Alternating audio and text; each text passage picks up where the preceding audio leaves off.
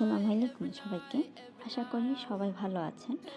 আজকের এই ভিডিওটি আমি আপনাদের সাথে শেয়ার করতে যাচ্ছি একটি সুন্দর, সহজ এবং ক্রিয়েটিভ একটি কাজ, অ্যাক্রিলিক কালার ব্যবহার করে ডোর ডেকোরেশন। আমাদের ঘরের দরজা কিন্তু এমন একটি জিনিস যেটা আমরা প্রতিদিন দেখি, ব্যবহার করি, কিন্তু বেশিরভাগ সময় আমরা দরজার সাজসজ্জার দিকে তেমন গুরুত্ব দিই না। আজকের এই ভিডিওটি দেখার পর আপনি নিজেই চাইবেন আপনার ঘরের দরজাকে একটি নতুন লুক দিয়ে সাজানো। ডিজাইন শুরু করার আগে দরজাকে ঠিকভাবে প্রস্তুত করা খুবই জরুরি। এই ধাপের অনেকে স্কিপ করেন, কিন্তু সুন্দর কাজের জন্য ধাপটা সবচেয়ে গুরুত্বপূর্ণ।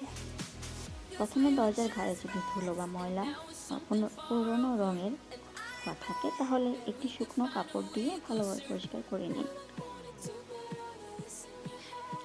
এখন আমরা অ্যাক্রিলিক কালার দিয়ে রং করা শুরু করব।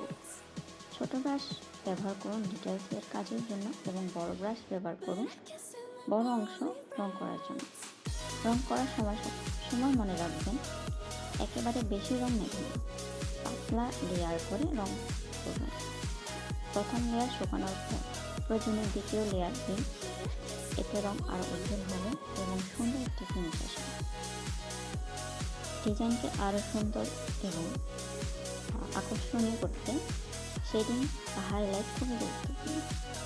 একই রঙের একটু ডার্ক এবং একটু লাইট শেড ব্যবহার করে ডিজাইনকে আরও গভীর আনতে পারেন। বিশেষ করে ফুল, পাতা বা মান্ডালা ডিজাইনের এই শেডিং টেকনিক ডিজাইনকে অনেক বেশি আকর্ষণীয় করে তোলে। সব রং শুকিয়ে গেলে পাতলা একটি ব্রাশ দিয়ে আউটলাইনের জন্য কালো বা ডার্ক ব্রাউন অথবা গাঢ় কোনো রং ব্যবহার করতে পারেন। আউটলাইন দিলে ডিজাইনকে আরও সুন্দর করে দেখায় এবং পুরো দরজাটা প্রফেশনাল লুক করে। এই ডেকোরেশনের দরজা পরিষ্কার করার সময় অবশ্যই ভেজা কাপড় দিয়ে ব্যবহার করবেন না। হালকা শুকনো অথবা অল্প ভেজা কাপড় দিয়ে অল্প করে পরিষ্কার করুন। এতে আপনার কাজ অনেক দিন সুন্দর থাকে। তো বন্ধুরা, এই ছিল অ্যাক্রিলিক কালার দিয়ে ডোর ডেকোরেশন করার সম্পূর্ণ প্রক্রিয়া। আপনিও চাইলে অল্প খরচে নিজের ঘরের দরজাকে একটি আর্ট পিসে পরিণত করতে পারেন। যদি ভিডিওটি ভালো লেগে থাকে তাহলে অবশ্যই লাইক দেবেন, কমেন্টে আপনার মতামত জানাবেন এবং নতুন নতুন ক্রিয়েটিভ কাজ দেখতে পেজটি ফলো করতে ভুলবেন না। আবার নতুন একটি সুন্দর কাজ নিয়ে শীঘ্রই হাজির হবেন।